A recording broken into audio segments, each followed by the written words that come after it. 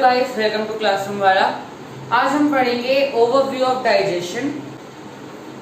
Now overview of digestion, तो what are we going to understand in this lecture? First, there is a heavy use of enzymes. हर तरफ आपको enzyme का usage बहुत मिलने वाला है इस प्रोसेस में, पूरे डाइजेशन के। It starts in the mouth digestion and ends in the large intestine, not in the anus, because anus के अंदर अगर वो जाता है तो वो एक्सक्रीशन बन जाता है। So it starts in the mouth, ends in the large intestine. Breakdown of food occurs at every point, क्योंकि हमें एक खाने के मॉलिक्यूल को छोटे से छोटा करना है ताकि वो इजीली अब्सॉर्ब हो सके बॉडी द्वारा। First we go on to the tongue. What is the tongue? Tongue is a sensory organ, one of the 5 sensory organs. What is its function in the digestive process? First, rolling and tasting of food. We roll our food and taste it with the help of our tongue.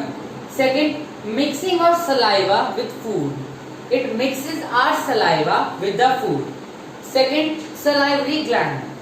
It secretes saliva. Salivary gland secretes saliva. It contains an enzyme called salivary amylase. Now, salivary amylase is the first enzyme of the salivary gland. Now, what is the function of the salivary amylase? Salivary amylase converts starch, that is carbohydrates, into simple sugar. At mouth के अंदर ही वो break down करना शुरू कर देता है food का। Saliva जैसे ही फूड से मिलता है वो उसे कार्बोहाइड्रेट, जैसे कि अगर आपने रोटी खाई है फॉर एग्जाम्पल, तो उस कार्बोहाइड्रेट को वो सिंपल शुगर में कन्वर्ट कर देगी। So now we see what is oesophagus. Oesophagus is also known as food pipe. हम सबने पढ़ा था कि फूड पाइप क्या होता है। Pushes the food down to the stomach. Food को लेता है माउथ से यानी बकल कैविटी से, and it pushes the food all through way to the stomach. It does a motion called peristaltic motion. इस मोशन के बारे में आगे समझेंगे। Start from the mouth and ends in the stomach. ये स्टार्ट होता है माउथ के अंदर and it ends in the stomach, oesophagus. Now what is peristaltic motion और पेरिस्टालसिस? सो ये एक ऐसा कंटिन्यूअस मोशन है of contraction and relaxation that is performed by oesophagus. Oesophagus खाने को ऐसे ही अंदर नहीं पहुंचाता है, it doesn't push it like that. It contracts and then relaxes, so the food particle goes down continuously. देखिए यहाँ पे कॉन्ट्रैक्शन हुआ, फूड पार्टिकल यहाँ आया, फिर रिलैक्स होने पर फूड पार्टिकल नीचे, फिर से कॉन्ट्रैक्शन। तो इट्स अ कंटिन्यूअस मोशन जब तक फूड स्टमक तक पहुंच ना जाए।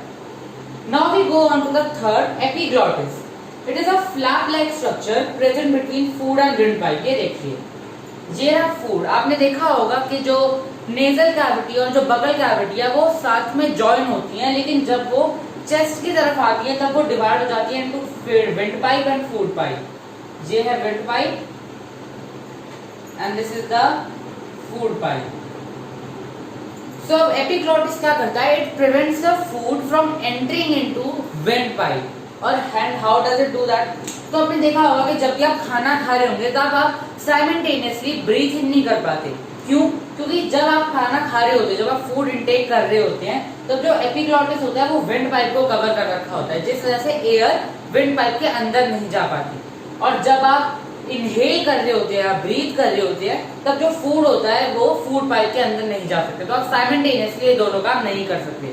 एपिग्लॉटिस का यही फंक्शन होता है, protects food from going into the wind pipe. Let us study what the stomach is.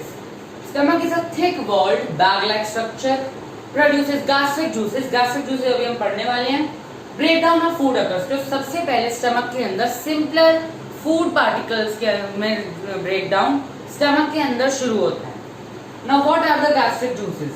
Gastric juices contain hydrochloric acid or HCl, pepsin and mucus. Now let us study what is hydrochloric acid.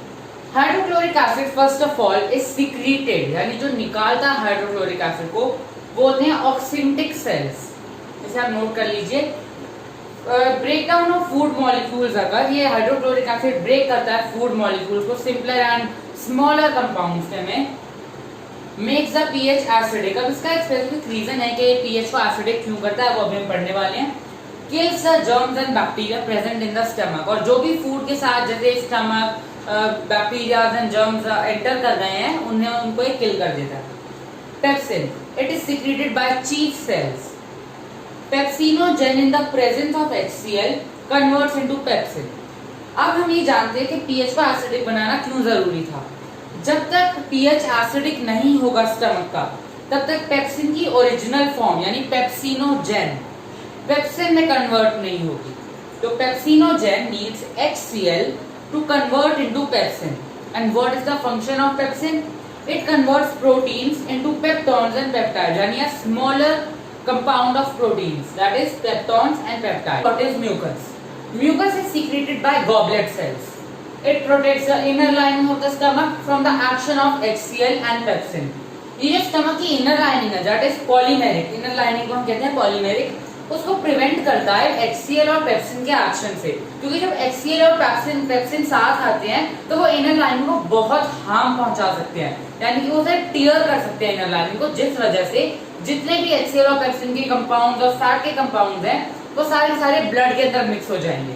तो mucus ऐसे एक line बना देता है, wall act करता है inner lining के ऊपर, and which protects the stomach and that is the inner lining from the action of HCl and pepsin.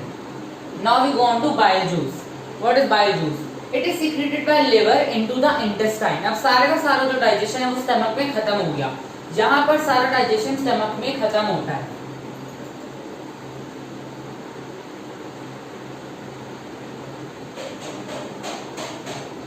यहाँ पर जो डाइजेशन है वो स्टमक के अंदर खत्म हुआ, अब शुरू हो जाता है इंटेस्टाइन में। तो इंटेस्टाइन की ओर जाते हो, इंटेस्टाइन में जाते हो, जो पाइप जो सिक्रीट करते हैं सारे के सारे एंजाइम्स को, उनमें से एक बाइल जूस भी है। Liver, it is secreted by liver into the intestine. It contains bile salts and no enzymes. ये बात हमेशा आपको याद रखनी है कि जो बाइल जूस है उसके अंदर कोई भी एंजाइम नहीं होता, जस्ट बाइल सॉल्ट्स होते हैं। It converts big fat molecules into small fat globules. ये देखिए, जरा एक बिग फैट मॉलिक्यूल अभी अकेले डाइजेस्ट होने में, अब्सॉर्ब होने में बहुत टाइम लेगा और बहुत ही ज्यादा एनर्जी भी खाएगा।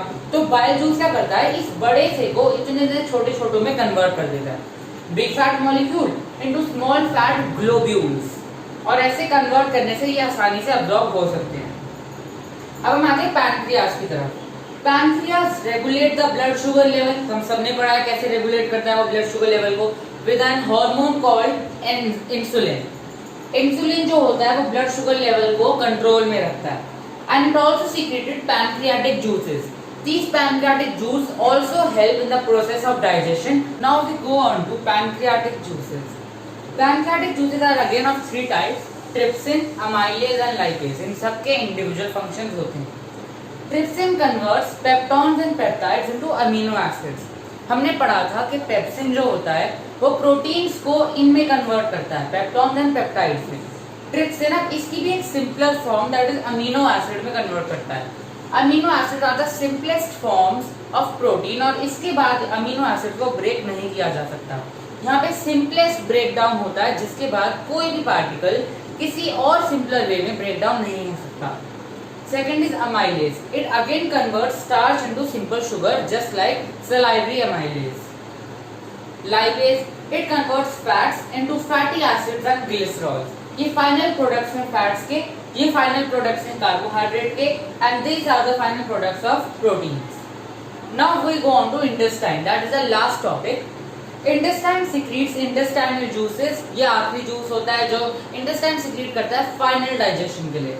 It absorbs nutrients from food with the help of small finger-like projections called villi.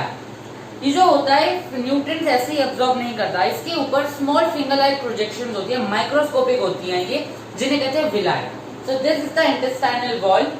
यहाँ पर है finger like projections, millions of finger like projections, villi, and these are the nutrients. तो जैसे जैसे न्यूट्रिएंट्स ब्लड स्ट्रीम से आगे बढ़ेंगे, villi उन्हें अब्सॉर्ब करते चले जाएं।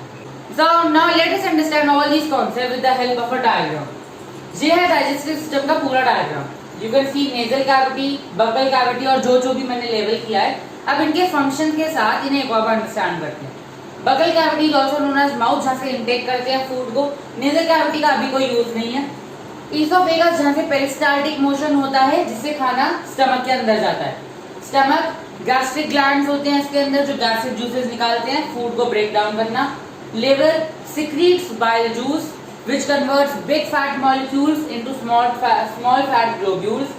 फिर पैंक्रियाटिक जूसेस निकालता है ये और हार्मोन निकालता है insulin that controls the blood sugar level. फिर ये सारे के सारे आते हैं इंटेस्टाइन के अंदर, लार्ज इंटेस्टाइन के स्मॉल इंटेस्टाइन में जितना भी न्यूट्रिशन होता है, जितने भी न्यूट्रिएंट्स होते हैं वो सारे के सारे अब्सॉर्ब कर लेते हैं by small finger like projections known as microvilli. और जो लार्ज इंटेस्टाइन है उसके अंदर अनवांटेड फूड बच जाता है जो एनस से एक्सक्रीट हो जाता है। ये पूरा आपको डाइजेस्टिव सिस्टम का डायग्राम है। Thank you for watching.